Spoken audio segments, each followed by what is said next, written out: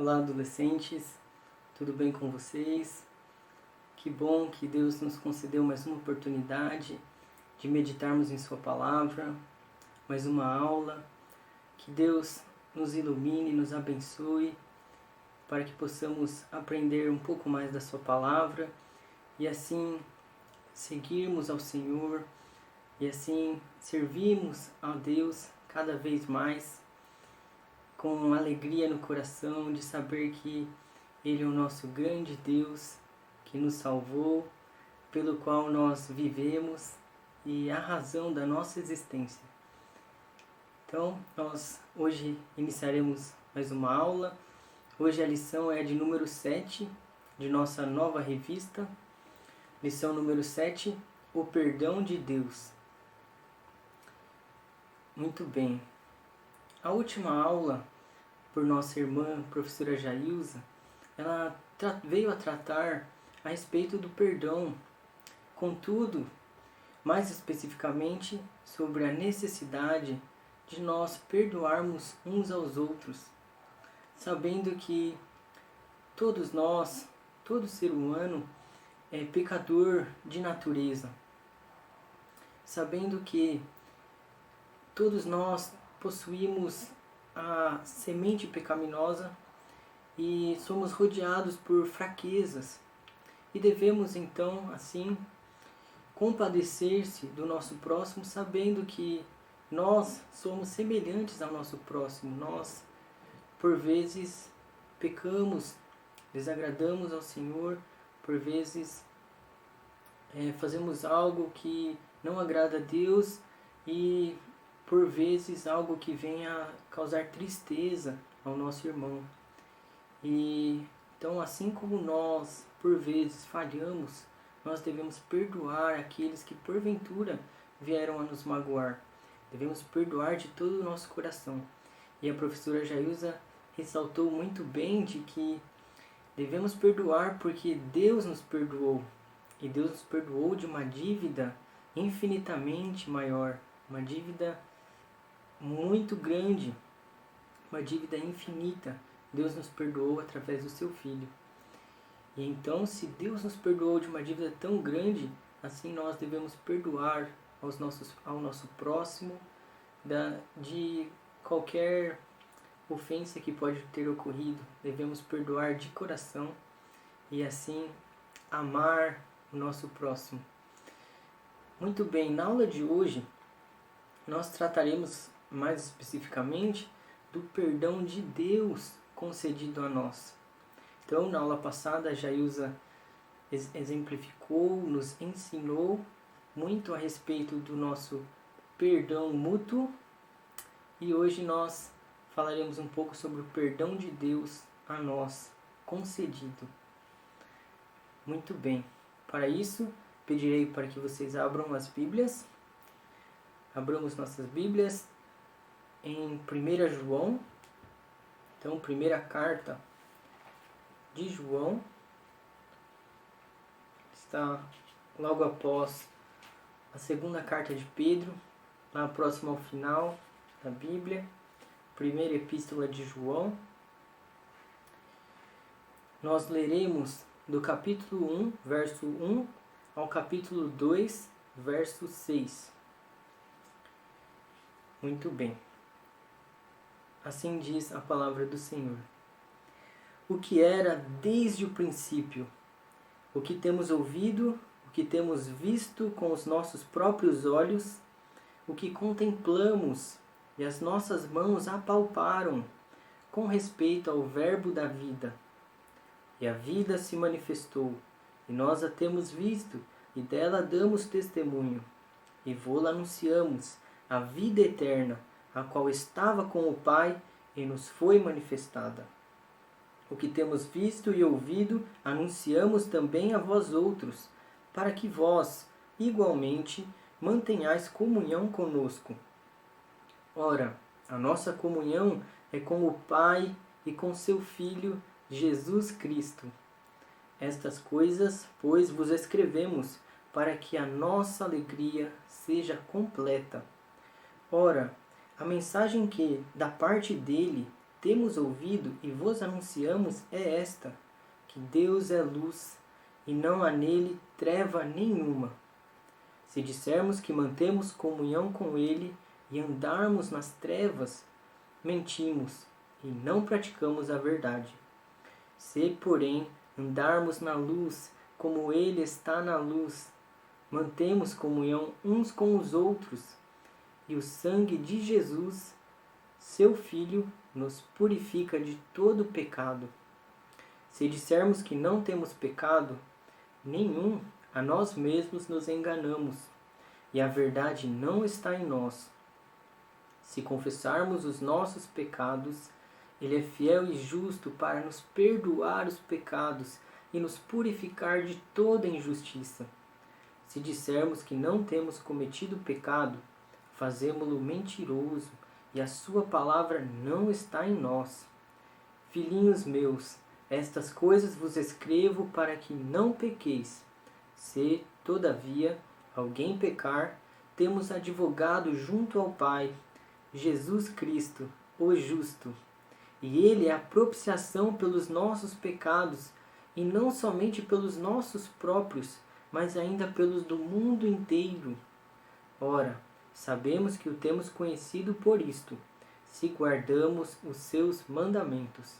Aquele que diz, eu o conheço, e não guarda os seus mandamentos, é mentiroso, e nele não está a verdade.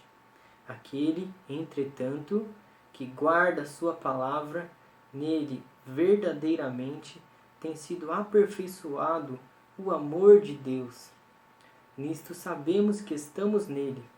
Aquele que diz que permanece nele, esse deve também andar assim como ele andou. Vamos orar para que o Senhor Deus nos abençoe e que sua maravilhosa palavra continue a nos edificar. Senhor meu Deus e Pai Celeste, louvado, bendito, exaltado seja o grande nome do Senhor. Obrigado, Senhor Deus, por este momento maravilhoso de meditação na sua santa palavra, ó Pai, suas escrituras sagradas que o Senhor deixou para nós, para que conhecêssemos ao Senhor, para que nos relacionássemos com o Senhor e vivêssemos através do seu Filho Jesus. Senhor Deus, rogamos sua graça, sua misericórdia sobre nós neste momento. Abençoa-me, ó Pai, usa-me apenas como um instrumento em tuas mãos, que eu seja fiel ao Senhor a cada momento, para a honra e glória do Senhor. Que em tudo o nome do Senhor Jesus Cristo seja glorificado. Nós oramos pedindo perdão por nossos pecados, em nome do Senhor Jesus. Amém. Amém. Que palavra maravilhosa, meus irmãos.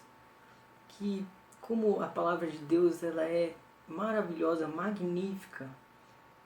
Como ela é preciosíssima para nós. E então neste trecho nós ficamos maravilhados com a descrição que João faz do Senhor Deus e também dando características do povo de Deus e também daqueles que porventura vêm a dizer a respeito de pertencer ao Senhor, porém sem ter comunhão com Deus. Muito bem. Nossa aula de hoje, nós trataremos a respeito do perdão que Deus nos concedeu em Cristo Jesus. O perdão eterno que o Senhor Deus nos concedeu. Nós que conhecemos a Deus, que fomos salvos pelo Senhor Jesus, nós temos o perdão eterno de Deus. Um perdão permanente de Deus. Pois este perdão está baseado na obra do Filho de Deus, o Senhor Jesus Cristo, na cruz do Calvário. A obra perfeita que Jesus realizou por nós. Então, temos o perdão eterno de Deus por causa do sacrifício de Cristo. Podemos lembrar no Antigo Testamento de que quando o povo pecava, os israelitas pecavam, era necessário que um animal fosse sacrificado devido ao pecado, para que o pecado fosse coberto. Então, muitos animais eram sacrificados em favor do povo. Mas o perdão que nos salva diante de Deus, o sacrifício que nos salva, é o sacrifício do Filho de Deus, o nosso Senhor Jesus Cristo. O sacrifício único, perfeito, de uma vez por todas, pelo povo de Deus.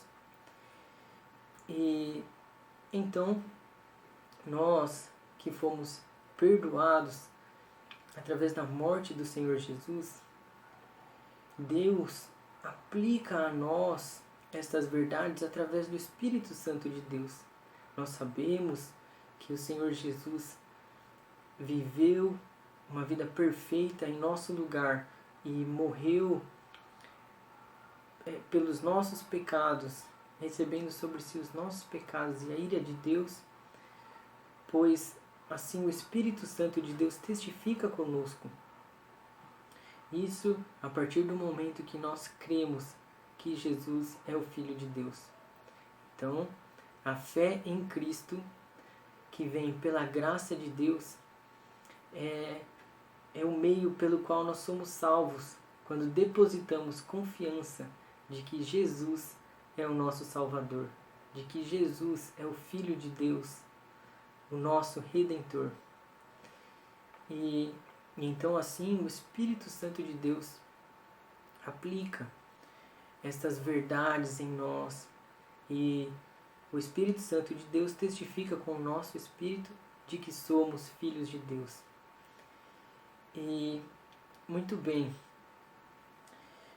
o apóstolo João, como pude comentar na aula anterior, é o discípulo amado, aquele que esteve muito próximo do nosso Senhor Jesus durante o seu ministério.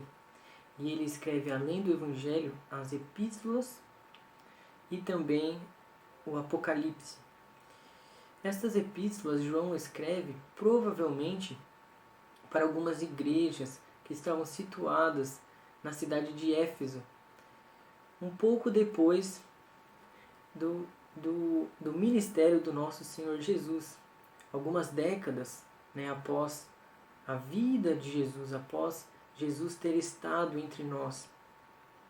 E João então escreve esta epístola com a finalidade de assegurar que os crentes têm a vida eterna. Então, especificamente aqueles crentes da época, de algumas igrejas da região de Éfeso, para assegurar que eles tinham a vida eterna. E isto porque eles estavam, por vezes, com dúvidas a respeito de sua salvação, devido a falsos mestres que estavam circulando na região e inserindo doutrinas mentirosas, inserindo ensinos falsos a respeito do Senhor Jesus. Então eles estavam disseminando heresias entre essas igrejas. E então o apóstolo João, ele escreve essa carta para defender a doutrina de Deus, defender a palavra de Deus, a verdade, e também assegurar os crentes de que eles tinham a vida eterna. E assim combater os falsos ensinos correntes que estavam ali presentes, próximos àquelas igrejas. Falsos mestres estavam lá ensinando mentiras, ensinando heresias, ensinando um falso evangelho, questionando a respeito da humanidade do nosso Senhor Jesus. Por isso nós vemos no início de que o apóstolo João diz que eles ouviram a respeito do Senhor Jesus, eles viram com os próprios olhos, contemplaram e as mãos apalparam ao Senhor Jesus. Ou seja, Jesus era verdadeiro homem. Verdadeiro homem. Por isso, nos dias de hoje também, nós devemos estar firmes na palavra de Deus, seguros de que ela é a verdade. E então submeter todo e qualquer ensino ao crivo das Escrituras, à luz da palavra. Checar se de fato este ensino que está sendo propagado, se isso que tal pessoa, tal chamado mestre está ensinando, se está na palavra de Deus, se é verdade de Deus. Assim como os crentes em Bereia faziam enquanto Paulo pregava a palavra. Devemos ter cuidado com falsos ensinos. Devemos estar prontos. Nisto, nós também vemos a importância de nós termos uma vida devocional de leitura da palavra, para assim estarmos preparados, seguros, para quando ouvirmos algo sabermos se é verdade ou não. Então, devemos ter esse cuidado em nossos dias, pois sabemos que em nossos dias há falsos profetas, há falsos mestres ensinando coisas como se fossem de Deus sem ser de Deus, desvalorizando a palavra do Senhor e trazendo outros ensinos estranhos, ensinos que não são de Deus, os quais nós não devemos aceitar. Devemos aceitar se está de acordo com a palavra de Deus. Muito bem.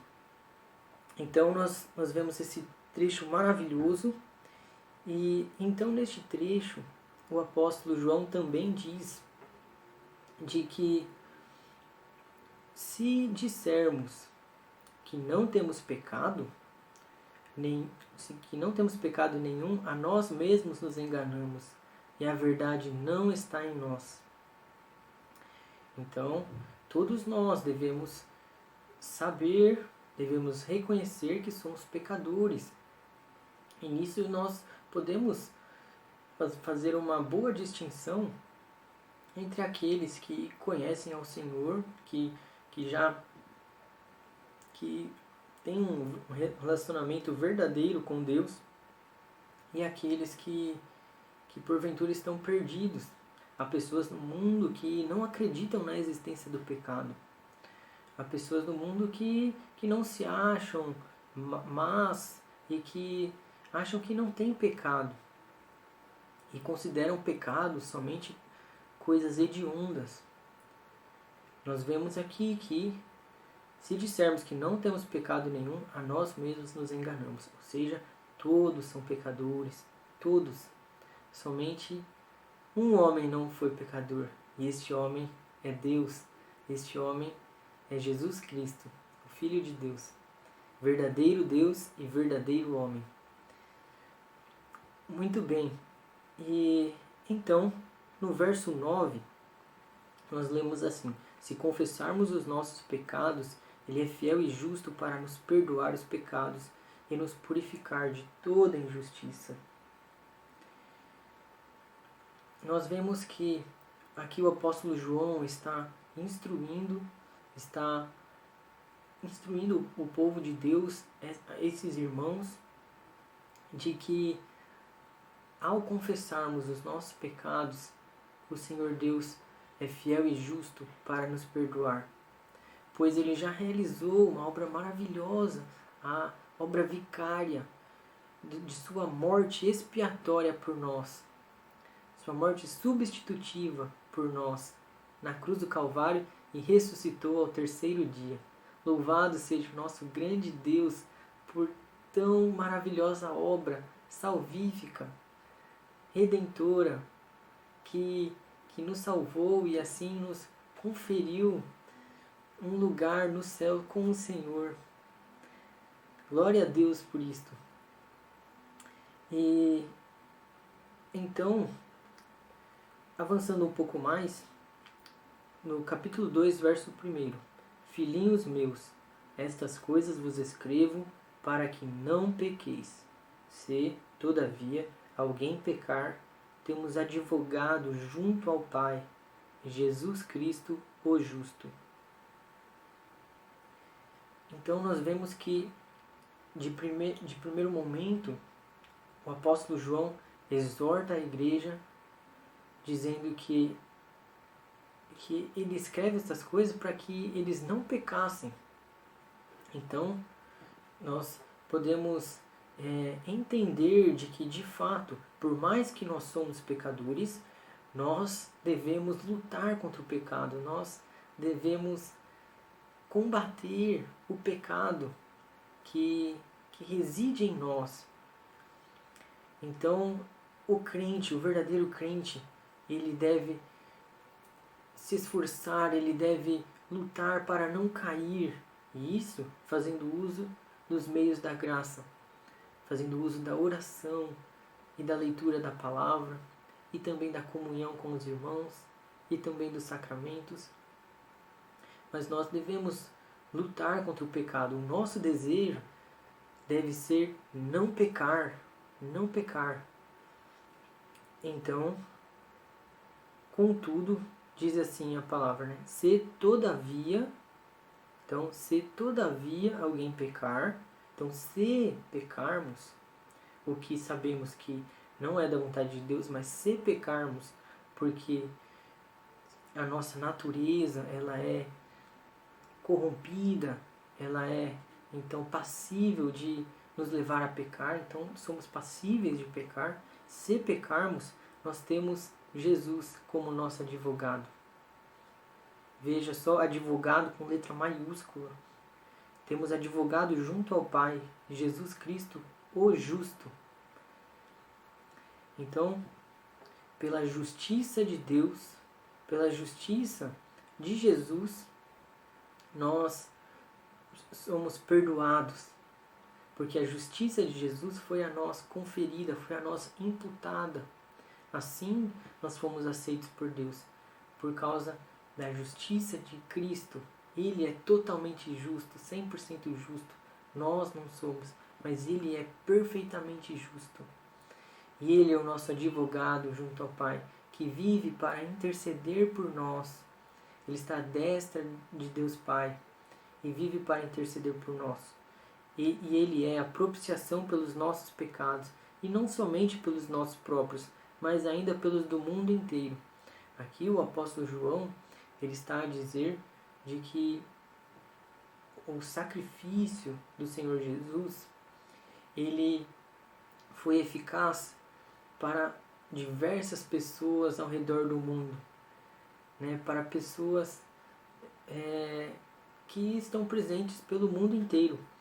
Aqui ele não está dizendo que todo o mundo, que cada indivíduo foi resgatado pelo Senhor Jesus, foi salvo. Isto não, pois nós sabemos que a palavra de Deus nos assegura de que há os incrédulos, há aqueles que rejeitam ao Senhor, e estes então serão condenados. Mas o sacrifício de Cristo, ele é eficaz para pessoas de diversas nações ao redor do mundo. E muito bem. E vamos então passar para um próximo texto. O próximo texto está em Salmo 51, que é o Salmo de Davi. Salmo 51. Salmo de Davi.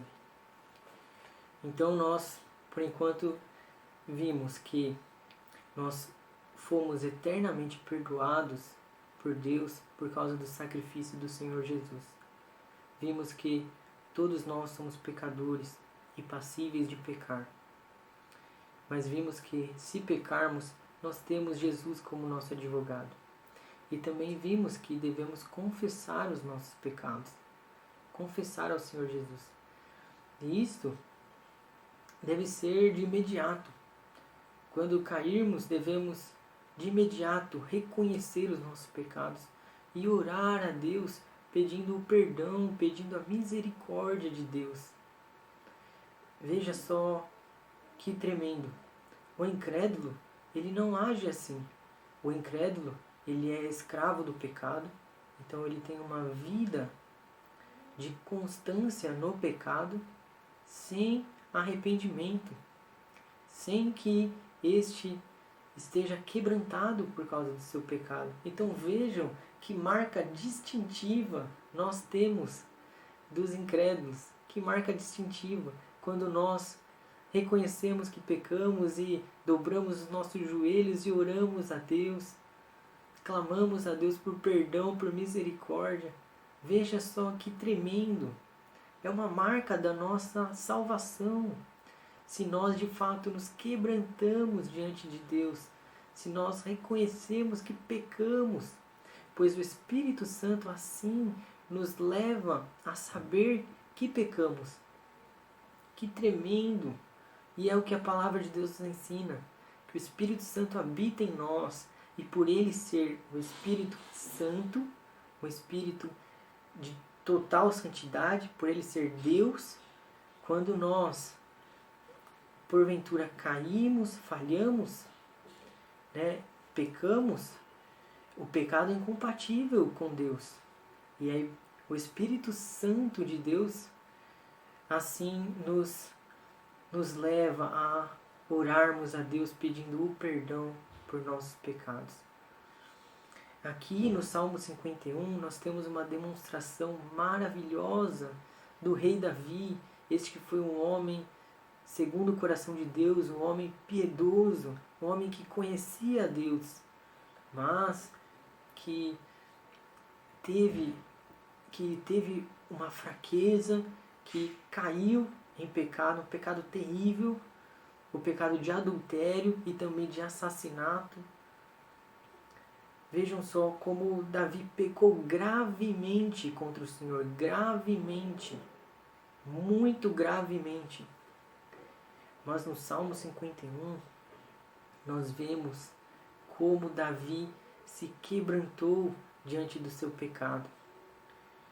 Ele então ora assim: compadece-te de mim, ó Deus, segundo a tua benignidade e segundo a multidão das tuas misericórdias, apaga as minhas transgressões. Lava-me completamente da minha iniquidade e purifica-me do meu pecado, pois eu conheço as minhas transgressões e o meu pecado está sempre diante de mim. Pequei contra ti somente, e fiz o que é mal perante os teus olhos, de maneira que serás tido por justo no teu falar e puro no teu julgar. Um pouco mais à frente, Davi vem a dizer assim: restitui-me a alegria da tua salvação e sustenta-me com o espírito voluntário. Então ensinarei aos transgressores os teus caminhos, e os pecadores se converterão a ti. Davi, ele se arrependeu do seu pecado. Ele se entristeceu profundamente do seu pecado, profundamente. Então ele ora a Deus, porque ele conhece a Deus, ele confessa a Deus a sua falha, e ele pede o perdão, pede para que este pecado fosse apagado, para que ele fosse lavado do seu pecado. E ele ora pedindo para que Deus restituísse a alegria da salvação, essa alegria que foi perdida quando ele pecou contra Deus. E ele diz então no verso 13: então ensinarei aos transgressores os teus caminhos, e os pecadores se converterão a ti. Este era o desejo de Davi. Davi não queria que então o Espírito Santo fosse retirado dele, no sentido dele perder a sua unção real, no sentido dele perder a sua capacidade assim de reinar sobre o povo. E também ele roga para que pelo perdão de Deus, para que ele possa servir, para que ele possa ensinar aos pecadores os caminhos de Deus. Davi foi um homem segundo o coração de Deus. Ele tinha um espírito quebrantado, um coração compungido. E ele então, ele nos mostra aqui através dessa oração que ele conhecia a Deus. E ele e ele se arrepende amargamente do que ele havia feito, dos terríveis pecados que ele veio a cair. E trazendo para o nosso dia a dia, como nós vemos, nós somos pecadores, nós somos falhos e estamos passíveis de pecar contra o Senhor, de desagradar ao Senhor. Mas o Senhor nosso Deus, Ele perdoa os nossos pecados quando nós falhamos. E nós, quando pecamos, o Senhor Deus faz com que nós sintamos tristeza pelo nosso pecado. Que é a tristeza segundo Deus. É uma tristeza que vem do nosso reconhecimento de nossa pecaminosidade, de nossa limitação, de nossas fraquezas. É a tristeza segundo Deus que vem através do Espírito Santo do Senhor. E então nós somos levados a confessar os nossos pecados. E nós devemos confessar os nossos pecados. Nós não devemos resistir e prosseguir como se nada tivesse acontecido, ou assim resistir e com muitas vezes orgulho, sem nos dobrarmos perante o Senhor. Nós devemos imediatamente reconhecer nossa falha e assim ir a Deus em oração. Ir a Deus em oração. Porque Ele é o nosso Deus tremendo e poderoso. Nós devemos ter uma vida de oração. Uma vida de oração. E não somente orar a Deus em momentos que nós falhamos, mas cultivar uma vida de oração, né? Um dia de oração, dia após dia, estarmos em oração. Como o apóstolo Paulo diz, orai sem cessar. Nós precisamos dessa comunhão com Deus para estarmos fortalecidos, para vencer as tentações e não cair nas ciladas do inimigo e assim agradarmos a Deus, agradarmos o nosso Senhor. Então, quando pecamos, nós devemos confessar a Deus. E quando confessamos de verdade, sinceramente, isso é um sinal de arrependimento, que Deus já está então produzindo uma mudança em nós, uma santificação, uma mudança de mente, que é o significado da palavra arrependimento. Então nós já não desejamos cair novamente em determinado pecado. Nós então devemos nos buscar com todos os recursos que possuímos para não pecarmos, para não cairmos em determinado erro. Deve ser o crente. Ele deve aprender com o seu erro, com o seu pecado. E assim Deus vai gradualmente, progressivamente nos santificando. E é maravilhoso que quando nós confessamos os nossos pecados verdadeiramente, quando nós clamamos a Deus por perdão, e devemos clamar, devemos, como Davi, reconhecer que falhamos e que Deus é justo, de que Deus ele será tido por justo ao nos disciplinar, e devemos também, como crentes no Senhor, por termos o Espírito Santo de Deus, devemos rogar ao Senhor que assim nos corrija. Se nós abominamos o pecado, se nós odiamos o pecado, nós devemos então rogar a Deus que nos corrija, que assim sejamos disciplinados por Deus. Ou seja, não devemos querer, então, ao pecarmos, não devemos querer que então o pecado não seja punido. Mas nós devemos desejar que Deus nos corrija para nosso aproveitamento, para nossa santificação. E ressaltando que a confissão ela é algo esperado do cristão, por ele ter o Espírito Santo de Deus. Mas, ainda que, porventura, se por falha nossa, nós não reconhecemos algum pecado e não confessamos diante de Deus, ainda assim nós somos eternamente perdoados por Deus, porque o Senhor Jesus já fez a obra completa de salvação. Então, nós podemos, se faz importante nós destacarmos, pois não é por nossas confissões que nós somos salvos, mas pela obra perfeita de Jesus na cruz por nós. Vamos abrir agora o último texto que se encontra em 2 Coríntios capítulo 7, versos 1 a 16. 2 Coríntios capítulo 7, versos 1 a 16.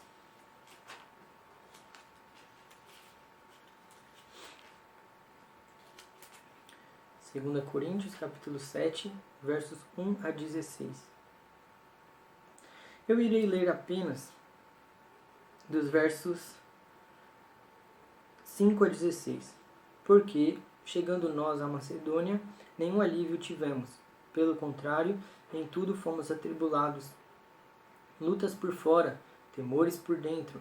Porém Deus, que conforta os abatidos, nos consolou com a chegada de Tito, e não somente com a sua chegada, mas também pelo conforto que recebeu de vós, referindo-nos à vossa saudade, o vosso pranto, o vosso zelo por mim, aumentando assim meu regozijo.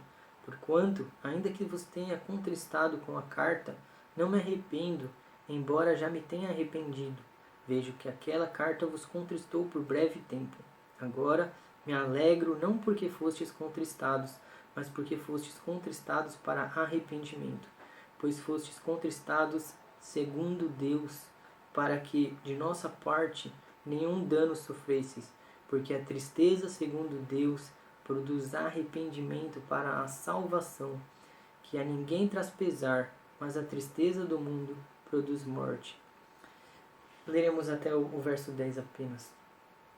Então nós vemos o apóstolo Paulo aqui dizendo que, tendo ele enviado uma carta aos Coríntios, tal carta contristou o coração daquela igreja, porque aquela igreja reconheceu as suas falhas através das palavras do apóstolo, reconheceu suas transgressões e então contristou, trouxe tristeza, a tristeza segundo Deus. Essa tristeza deve estar presente em nós que professamos a fé no Senhor Jesus. Essa tristeza deve estar em nós quando nós caímos e falhamos, quando nós pecamos contra Deus. Essa tristeza, segundo Deus, deve estar em nós. Essa tristeza que produz arrependimento para a salvação, que é uma marca do cristão, né? A tristeza verdadeira, a tristeza segundo Deus, que vem do Espírito Santo de Deus.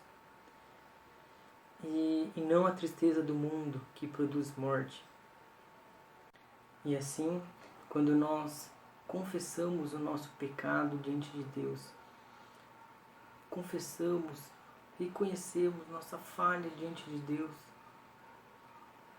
quando nós então nos arrependemos, Deus, em sua graça, nos restaura.